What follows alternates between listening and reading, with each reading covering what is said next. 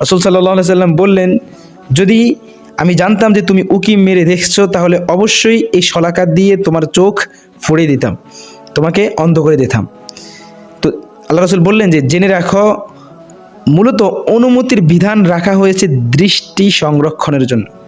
মানে এই যে ঘরের মধ্যে আপনি প্রবেশ করবেন বা এই যে প্রবেশ করার পূর্বে যে অনুমতির যে বিধানটা রাখা হয়েছে, এটা মূলত দৃষ্টিকে হেফাজত করার জন্যই রাখা হয়েছে। এজন্য আপনার আমার মনে রাখা উচিত, অনেকে আমরা অনুমতি নিয়ে ঘরে প্রবেশ করি ঠিক আছে, কিন্তু অনুমতি যখন চাই তখন কিন্তু ওই বাসার ভিতরের দিকে তাকায় থাকি, ওই গৃহের ভিতরের দিকে তাকিয়ে থাকি, যেটা আমাদের জন্য হারাম, আমাদের জন্য জায়েজ না।